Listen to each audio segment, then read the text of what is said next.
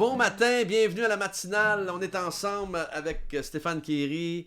C'est vraiment un privilège encore de vous accueillir ce matin. Et merci d'être connecté à plusieurs. C'est formidable pour, encore une fois, lecture de la parole de Dieu, prière, louange, et merci de nous faire connaître vos besoins de prière, nous faire connaître également l'endroit d'où vous êtes, d'où vous venez. C'est toujours intéressant de connaître le pays, la ville d'où vous êtes, et j'espère que vous allez bien, j'espère que vous êtes en santé, j'espère que vous n'êtes pas trop découragé, que vous ne vivez pas d'anxiété et de dépression, car le Seigneur est fidèle, il va intervenir, il va agir et il agit déjà. Il agit déjà dans nos cœurs et il est toujours celui qui est fidèle et qui ne change pas. Alors on va démarrer avec ce chant. N'oubliez pas la petite flèche du bas pour les paroles du chant de ce matin. Et ce chant c'est « Ô Dieu, tu transformas l'eau en vin, toucha les yeux de ta main. » On y va ensemble. Tu transformas l'eau en vin, toucha les yeux de ta main, nul n'est comme toi, comme toi. Dans nos ténèbres tu brilles, tu nous redonnes la vie, nul n'est comme toi. Comme toi, Dieu admirable, inébranlable, ton nom surpasse toute puissance, Dieu de miracles, incomparable, ô Dieu, Dieu admirable, inébranlable, ton nom surpasse toute puissance, Dieu de miracles, incomparable, ô Dieu, si notre Dieu est pour nous, qui pourra nous arrêter? Et si Dieu est avec nous, qui sera contre nous? Si notre Dieu est pour nous, qui pourra nous arrêter? Et si Dieu est avec nous, qui sera contre nous?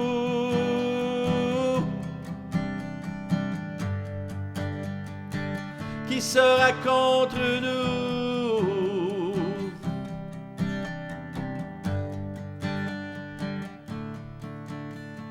Dans nos ténèbres tu brilles, tu nous redonnes la vie, tu n'es comme toi, comme toi. Dieu admirable, inébranlable, ton nom surpasse toute puissance, Dieu de miracles, incomparable, ô Dieu,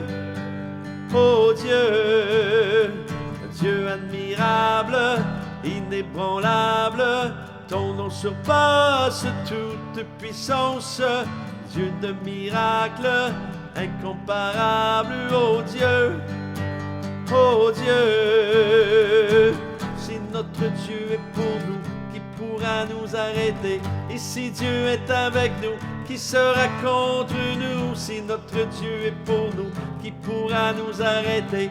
Et si Dieu est avec nous, qui sera contre nous?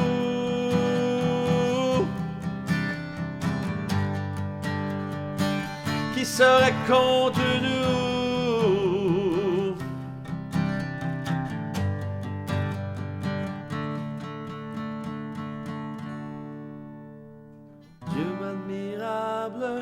Inébranlable, ton nom surpasse toute puissance, Dieu de miracles, incomparable, ô Dieu,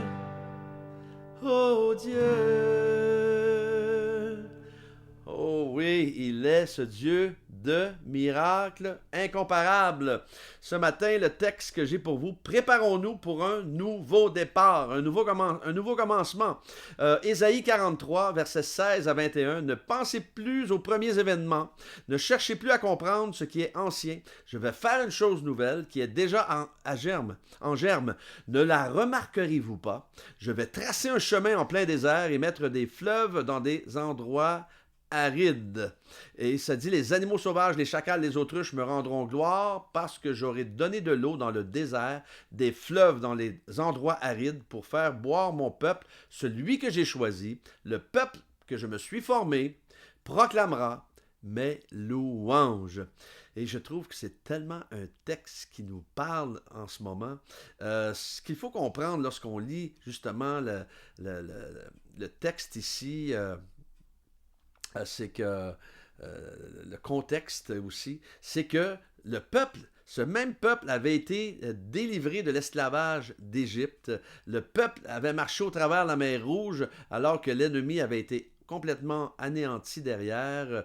Le peuple avait vécu dans le désert pendant une génération et ce même peuple au mont Sinaï avait reçu les 10 commandements. Ce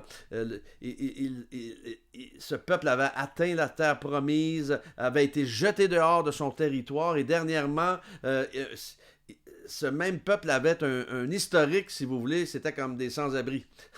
Alors, et au verset 16, le texte commence avec la description de ce que Dieu a fait auparavant pour Israël. Il les a délivrés de l'esclavage, opérant des miracles par-dessus miracles. Et malgré tous ces prodiges, le résultat n'était pas glorieux, car même dans leur marche dans le désert, ils se sont fabriqués des idoles. Dans leur marche dans le désert, vers la terre promise, ils sont passés de mauvais à pire. Ils ont endurci leur cœur, ils ont adopté la vanité, ils sont devenus insensibles, ils ont pollué la maison de Dieu, se sont moqués des messagers envoyés par Dieu, ils ont abusé et maltraité leurs prophètes. Wow, c'est une belle liste, ça, n'est-ce pas? Et malgré tout, Dieu leur dit, écoutez bien ça, là, Dieu leur dit, malgré tout ça, je vais faire une chose nouvelle. Malgré les boulettes que mon peuple a fait, que ce peuple-là avait fait, Dieu leur dit, je vais vous bénir au-delà de ce que vous pouvez vous imaginer. Rien de comparable avec ce qui s'est fait avant. Imaginez, Dieu est un Dieu créateur et il aime voir ses enfants créatif, évidemment obéissant aussi. Mais la Bible ne dit-elle pas que lorsque nous ouvrons notre cœur au Seigneur, les choses anciennes sont passées, toutes choses sont devenues nouvelles. Hein? 2 Corinthiens 5, 17. Ésaïe 43, je le relis pour vous, juste une portion, versets 18 et 19. Ne pensez plus aux premiers événements et ne cherchez plus à comprendre ce qui est ancien.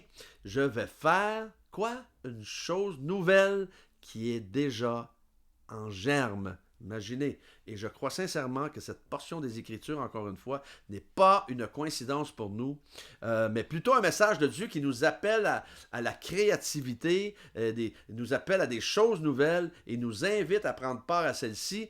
Et lorsqu'on parle de créativité, de choses nouvelles, comprenez que l'Église a dû oui, elle est résiliente, mais l'Église a dû retourner rapidement pour faire et accomplir ce qu'elle fait en ce moment sur les réseaux sociaux. C'est incroyable, l'Église rejoint des âmes par milliers, par dizaines de milliers, il y a plus de gens à l'Église le dimanche matin sur le web qu'il y en avait physiquement dans la bâtisse.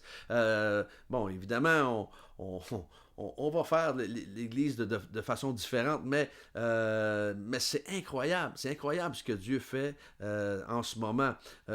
Et je crois que on regarde Jérémie 31, lorsqu'on parle encore de choses nouvelles. Je vais vous lire quelques versets. Voici que les jours viennent, déclare l'Éternel, où je conclurai avec la communauté d'Israël, ou avec nous, la communauté de Juda, une alliance nouvelle. Une alliance nouvelle. Ézéchiel 11, 19. Je leur donnerai un seul cœur, et je mettrai en eux un esprit nouveau. Et je retirerai de leur corps leur cœur de pierre, et je leur donnerai un cœur de chair.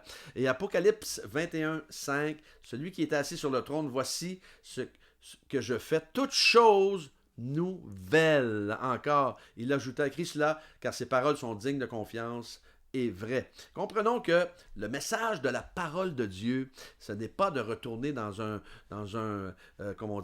paradis perdu, mais d'aller plutôt vers l'avant, d'aller de l'avant, d'aller vers les promesses, d'aller vers encore une fois des choses avec lesquelles nous ne sommes pas familiers avec, tellement qu'on ne peut pas s'imaginer. Et arrêtons-nous pour un instant à la pensée.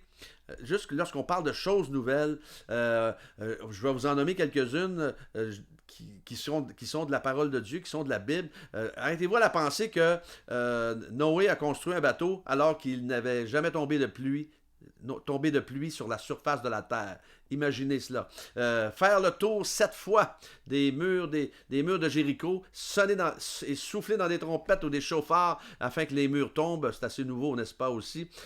Élisée qui dit au général Naaman, général syrien, d'aller se laver 7 fois dans le Jourdain pour être guéri. C'est spécial comme conseil, n'est-ce pas, pour un général, allez vous rincer 7 fois dans le Jourdain. Jésus qui crache par terre, qui fait de la boue afin de guérir l'aveugle. Imaginez. Alors, qu'est-ce que tout cela a à voir avec nous? Eh bien, lorsque Dieu fait des choses nouvelles, c'est bien possible qu'il nous sorte, encore une fois, je l'ai dit tout à l'heure, de notre zone de confort pour aller au-delà de nos traditions, pour aller au-delà de nos façons de faire habituelles, si vous voulez, c'est ce que nous vivons en ce moment, alors que nous vivons l'Église vraiment différemment, mais puissamment, moi je crois. Et donc, lorsqu'on regarde juste un texte là, rapidement, Simon-Pierre qui dit à Jésus, on a pêché toute la nuit sans rien prendre, mais Jésus leur dit, jetez votre filet en eau profonde, et on connaît la suite. Ça fut une pêche miraculeuse. Le Seigneur a en vue pour nous une pêche miraculeuse d'âme dans cette nouvelle saison qui vient. Moi, je le crois. Je le crois. Et parfois, nous sommes trop focalisés sur ce qu'on a toujours fait. Et dans cette période de confinement, nous avons dû réagir rapidement et pour une nouvelle manière de faire et pour un nouveau départ dans cette nouvelle saison que nous avons déjà commencé à vivre. Alors, Dieu a planifié du début un futur glorieux pour nous. Et tout ce que nous avons à faire, c'est de monter à bord et prendre part aux choses nouvelles qu'il a déjà préparées. Alors, l'apôtre Paul dira dans Philippiens 3, 13, 14, je fais une chose, oubliant ce qui est derrière. On oublie ce qui est derrière, parce qu'à un moment donné, il faudra oublier ce qui est derrière, et nous portant vers ce qui est devant. Et je cours vers le but pour remporter le prix de l'appel céleste de Dieu en Jésus-Christ. Alors, va vraiment falloir oublier ce qui est derrière et nous porter vers ce qui est devant, car Dieu n'a pas terminé avec nous. Dieu n'a pas terminé avec sa création. Il y a beaucoup encore, vous m'entendez le dire souvent, il y a beaucoup d'âmes à gagner sur cette terre encore, et Dieu est amour. Il veut toucher ses cœurs, il veut les rejoindre, il veut les toucher et les ramener avec lui. Et quelqu'un disait, si je veux que Dieu dirige et contrôle mon futur, alors je dois être prêt à laisser le passé derrière et aller de l'avant. Alors, Dieu ne pense pas comme nous et ne travaille pas comme nous. Il parle de tracer un chemin dans le désert et mettre un fleuve d'eau vive dans des endroits arides. Alors, ce verset-là veut nous ouvrir les yeux sur ce qui n'est pas naturel. Le COVID-19 n'est pas naturel. N'oublions jamais qu'il est le Dieu du surnaturel, par contre. Et que même dans ce qui semble une impasse pour nous actuellement, aujourd'hui, Dieu demeure le grand « Je suis » qui veut accomplir, qui va accomplir, qui désire le meilleur pour ses enfants. Il est le début, il est la fin, il est le Dieu du début, le Dieu de la fin. C'est lui qui est le metteur en scène, le producteur, le réalisateur, et c'est lui qui décide quand c'est terminé ou pas. Alors, Dieu n'est pas intéressé dans notre passé, Dieu est intéressé à notre futur. Il est intéressé à nous amener là où il veut. Alors, entre vous et moi, je suis plutôt excité justement à l'idée de ce que Dieu va faire dans les prochaines semaines, dans les prochains mois, et car j'aime le psaume 46, verset 11 qui dit « Arrêtez et sachez que je suis Dieu, je domine sur les nations, je domine sur la terre. » Et ça n'a pas changé. Ça n'a pas changé. Je crois que cette facette de Dieu n'a pas changé, ne changera jamais. Il est celui qui domine, et c'est celui qui est là, il a sa mainmise, et il nous prépare, il nous a déjà préparé pour un nouveau départ, pour un nouveau commencement. On n'a pas terminé de voir des grandes choses de la part de Dieu. On n'a pas terminé de voir le miraculeux, ce Dieu admirable, inébranlable, son nom qui surpasse toute puissance, Dieu de miracles, incomparable. Dieu admirable, inébranlable, ton nom surpasse toute puissance. Dieu de miracles, incomparable, oh Dieu, oh Dieu.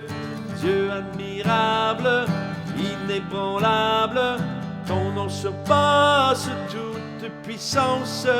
Dieu de miracles, incomparable, oh Dieu, oh Dieu.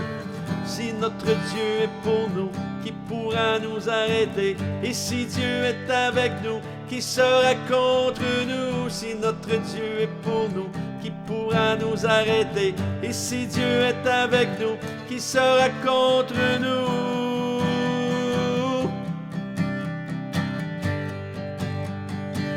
Qui sera contre nous?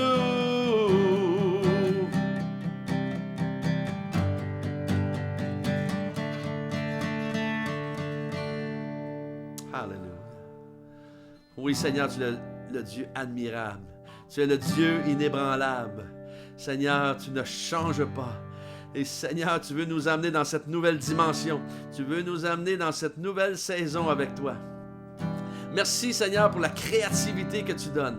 Merci, Seigneur Dieu, pour, Seigneur, toute cette dimension où tu nous amènes. C'est excitant de voir tout ce qui se prépare, Seigneur, pour cette nouvelle saison, Seigneur, où nous allons voir ta gloire encore davantage être manifestée. Et, Seigneur, merci de toucher encore des âmes, de toucher des vies, de toucher des cœurs.